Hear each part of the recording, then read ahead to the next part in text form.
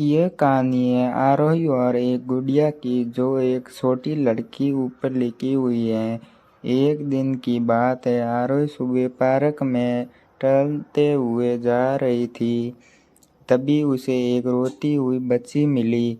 आरोही ने उससे रोने का कारण पूछा तो लड़की ने बताया कि वह जिस गुड़िया से खेल रही थी वह इसी पार्क में कहीं खो गई है। आरोही ने उस बच्ची को उसकी गुड़िया ढूंढ लाने का आश्वासन दिया, जिससे वह बच्ची चुप हो गई। आरोही ने गुड़िया ढूंढने के लिए समय मांगी और फिर दूसरे दिन गुड़िया लाने का वादा करके वहां से चली गई। पर गुड़िया ना तो आरोही को मिली और ना ही उस बच्ची को। आरोही ने गुड़िया की तरफ से एक काल्पनिक पत्र उस बच्ची को लिखी और जब वह बच्ची पार्क में गुड़िया पाने की आशा में आई तो आरोही ने वह पत्र उस बच्ची को पढ़कर सुनाया। पत्र इस प्रकार था, कृपया रोना मत, मैं समय समय पर उस गुड़िया के बारे में तुम्हें लिखती रहूंगी, बस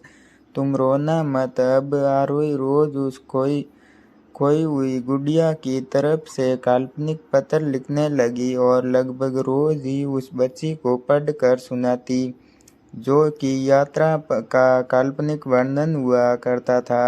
आरोही ने इस काल्पनिक लेकिन रोचक वर्णन ने इस बच्ची को रोने नहीं दिया। वह खुशी खुशी अपनी गुड़िया की गुमगुड़ी एक किस्से सुनाने लगी। वह खुश रहने लगी। एक दिन जब काफी कहानियां हो गई तो आरोही ने एक दूसरी गुड़िया उस बच्ची को लाकर दी। जा रही है वह गुड़िया बदली हुई थी। उस बच्ची को अपनी खोई हुई पुरानी गुड़िया जैसी नहीं लगी तो वह आरोही की ओर देखने लगी।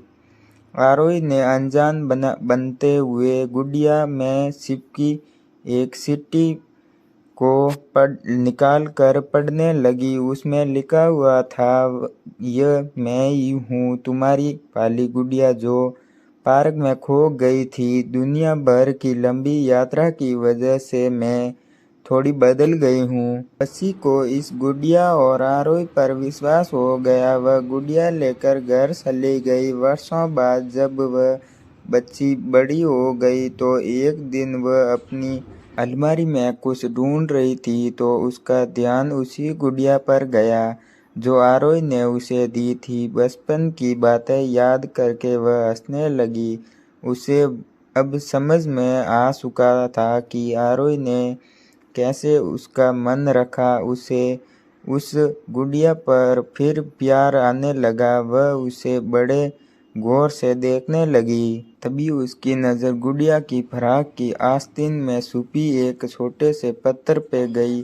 उसने बड़ी व्याकुलता से वह पत्र निकाला और पढ़ने लगी। पत्र में संक्षेप में यह लिखा हुआ था, हर वह चीज़ जिससे तुम प्यार करती हो कभी न कभी तुमसे खो जाएगी और जो तुम्हारे पास होगी वही तुम्हारे लिए सच्चे रूप में बनी होगी। रूप भले ही भिन्न भिन्न होगा पर प्यार एकदम खालिश होगा। आशा करता हूँ कि मेरी ये स्टोरी अच्छी लगी होगी आप लोगों को। अगर आपको अच्छी लगी हो तो हमें कमेंट करके बताएं कैसी लगी आपको ये कहानी और चैनल को सब्सक्राइब ज़रूर करना और वीडियो को लाइक कर देना।